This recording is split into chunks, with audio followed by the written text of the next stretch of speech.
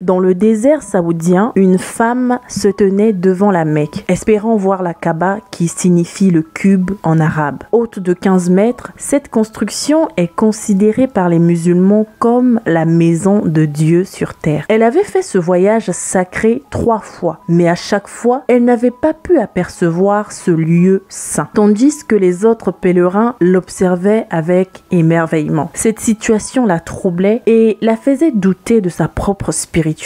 Après son 3e pèlerinage, elle décida de parler aux imams pour comprendre pourquoi elle ne pouvait pas voir la Kaaba. Elle espérait ainsi trouver des réponses et peut-être le chemin vers le pardon. Bonjour à tous et bienvenue dans Job, le journal ouvert des Bantous. Je suis ravie de vous retrouver pour une nouvelle histoire mystique. Si ce genre d'histoire vous intéresse, vous êtes au bon endroit. N'hésitez surtout pas à vous abonner et à activer la cloche de notification pour ne rien rater. Voici les détails de cette histoire tragique qui s'est déroulée dans un pays à majorité musulmane.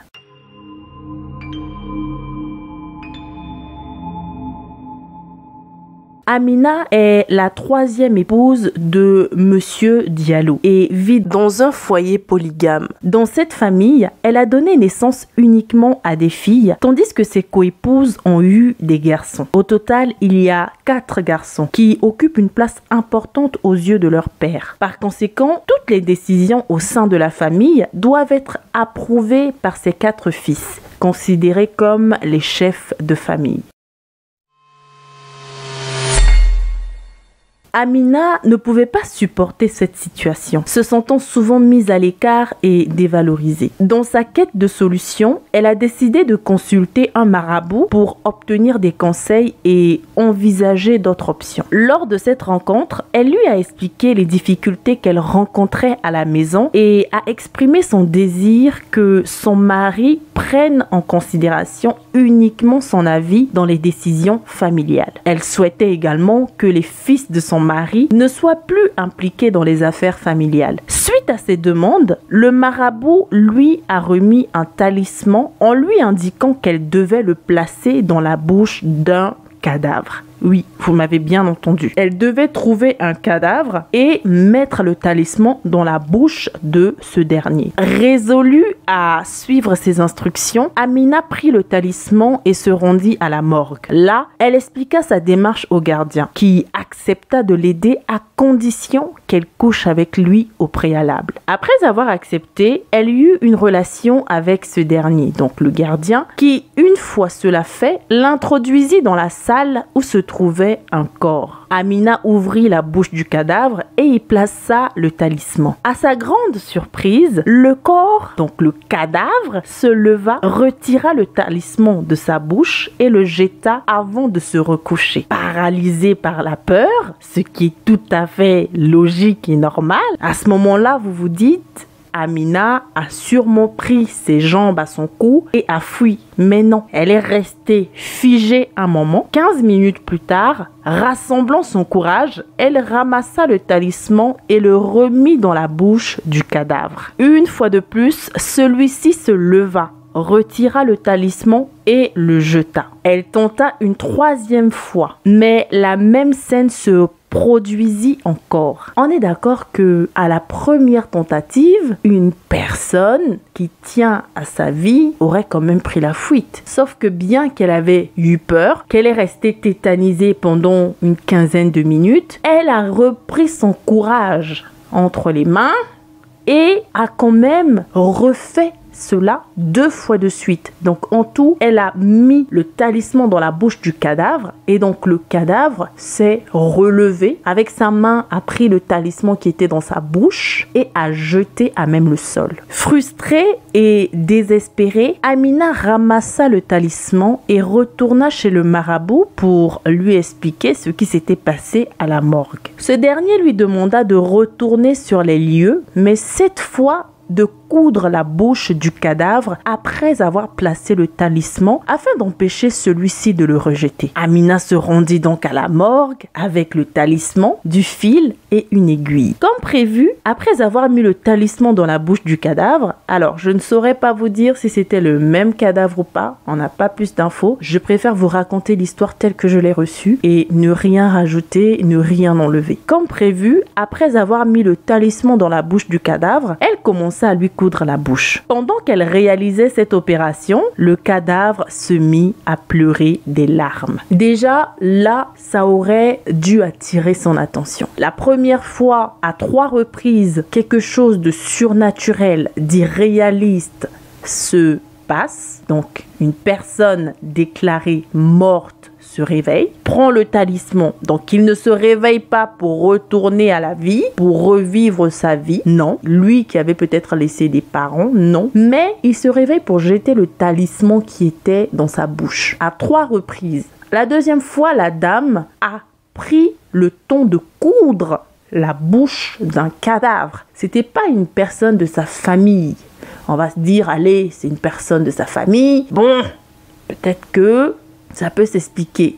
Elle avait peut-être pas assez peur. Mais là, c'est quand même une personne qu'elle ne connaissait pas. Sinon, je pense qu'elle aurait quand même précisé. Elle a eu, à ce moment-là, encore la force, le courage de mettre le talisman dans la bouche de ce dernier et de coudre la bouche. Et même en voyant le cadavre pleurer des larmes, donc laisser couler des larmes, cela n'a pas attiré son attention. En effet, après avoir terminé son opération, Amina rentra chez elle, le cœur lourd, réfléchissant aux événements étranges qui venaient de se dérouler. Peu de temps après, l'un des fils de son mari tomba gravement malade et décéda. Un autre fut victime d'un grave accident de voiture. Un troisième perdit la raison, tandis que le quatrième fut totalement déshérité et ruiné. Amina se retrouva donc alors à gérer la famille. Toutes les décisions passaient par elle parce qu'au final, les fils de son mari n'étaient plus, j'ai envie de dire, peut-être aptes à gérer la famille. Elle a en quelque sorte, après ce qu'elle avait fait, gagné en un sens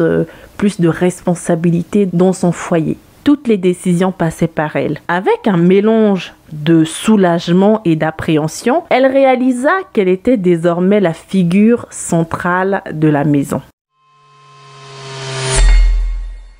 Quelque temps plus tard, Amina se retrouve à sa 3e tentative de faire le Hajj. À chaque occasion, elle n'avait pas réussi à voir la Kaaba, bien que les autres pèlerins, eux, l'apercevaient sans problème. Cette situation lui pesait car elle commençait à se demander si cela était une punition. Après son 3e pèlerinage, elle décida de rencontrer des imams pour leur faire part de sa situation. Lors de cette rencontre, les imams lui demandèrent ce qu'elle avait pu faire de mal pour que Dieu lui cache la Kaaba. Ils lui expliquèrent que le fait de ne pas pouvoir la voir était un signe d'impureté et de péché grave commis. Ils lui conseillèrent de se confesser et de libérer son cœur des mauvais actes qu'elle avait commis afin que Dieu puisse accepter son Hajj. Je suis vraiment désolée si je prononce mal. Vraiment, je suis désolée. Au début, Amina nia, affirmant qu'elle n'avait rien fait de grave. Cependant, face à la pression et à la gravité de la situation, elle finit par craquer et révéla les actes qu'elle avait accomplis, se rendant compte qu'il était temps de faire face à ses erreurs et de chercher, n'est-ce pas, le pardon. Fin de l'histoire. La repentance dans de nombreuses traditions spirituelles est considérée comme une pratique essentielle pour la croissance personnelle et spirituelle. Elle permet aux individus de reconnaître leurs erreurs, de faire preuve d'humilité et de rechercher un changement positif. Pour s'approcher de Dieu et être entendu dans la prière, il est souvent considéré comme nécessaire de se purifier intérieurement et extérieurement. Cela peut impliquer une réflexion sur ses actions, une reconnaissance de ses erreurs, ainsi qu'un effort pour adopter une attitude de sincérité et d'humilité. Dans de nombreuses traditions spirituelles, la repentance est le fait de se confesser, que ce soit à Dieu ou à autrui. Cela est vu comme une étape importante pour établir une connexion, j'ai envie de dire, plus profonde et authentique avec Dieu. Aujourd'hui, si vous recevez une invitation pour aller voir un roi, un chef d'État,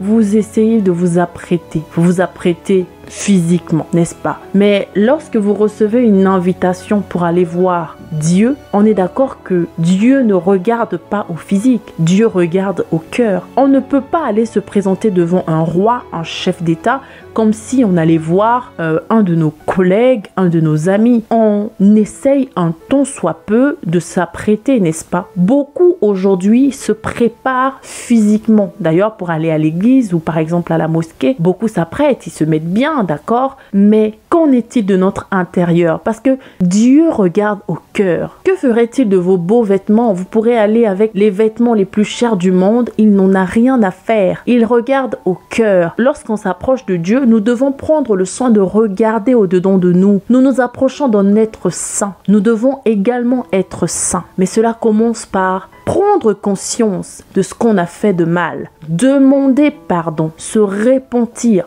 confesser nos péchés de manière sincère et demander la force à Dieu de ne plus refaire ces choses. En péché, en pensée, en parole, par action, par omission. Donc forcément, lorsqu'on s'approche de Dieu, on doit prendre le temps de se confesser et de demander pardon. Ce qu'on doit retenir de cette histoire, c'est que on ne se moque pas de Dieu. On ne peut pas mener notre vie telle qu'on le souhaite, telle qu'on le désire, et s'approcher de Dieu et croire qu'il est dans l'obligation de nous accepter. Non, Dieu n'est pas obligé de nous accepter tels que nous sommes. Il nous accepte par amour. Ce n'est pas une obligation pour lui. Il nous accepte par amour. Mais nous, en retour, qu'est-ce que nous faisons? Lorsque nous allons voir des grands hommes de ce monde, nous nous apprêtons physiquement. Lorsque nous allons à un entretien, nous essayons au minimum de nous préparer à ce qu'on va aller dire, de la manière dont on va répondre aux questions. Mais qu'en est-il lorsque nous allons devant Dieu, notre Créateur, celui-là qui dit qu'il regarde au cœur, qu'il regarde aux actions que nous menons de grâce? Ne prenons pas à la légère cela. Lorsque nous répondons à l'appel de Dieu, lorsque nous répondons à l'invitation de Dieu, on peut prendre le temps de se coiffer, on peut prendre le temps de se maquiller, de s'habiller, en tout cas comme vous le faites d'habitude. Mais prenons également le temps de regarder au-dedans de nous et de demander pardon.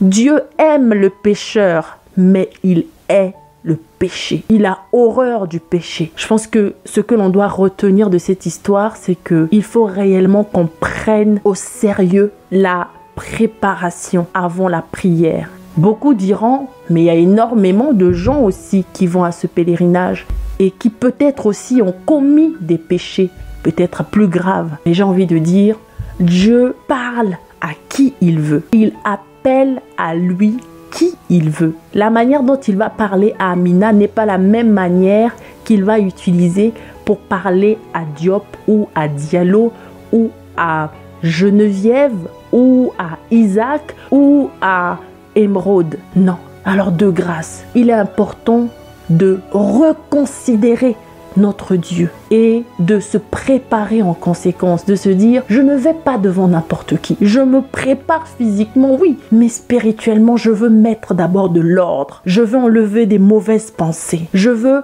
enlever le sale, l'impur. Mais tout cela, c'est en confessant nos péchés, en demandant pardon à Dieu. Et par la suite, je pense qu'on va grandir et qu'on aura accès à d'autres dimensions spirituelles. En tout cas, c'est ce que j'avais à cœur de partager avec vous. Si vous avez aimé cette histoire, la manière dont je l'ai racontée, je vous invite à liker, à commenter, à partager. Et quant à moi, je vous dis à dimanche prochain pour une nouvelle histoire mystique. Bye bye, que Dieu vous bénisse.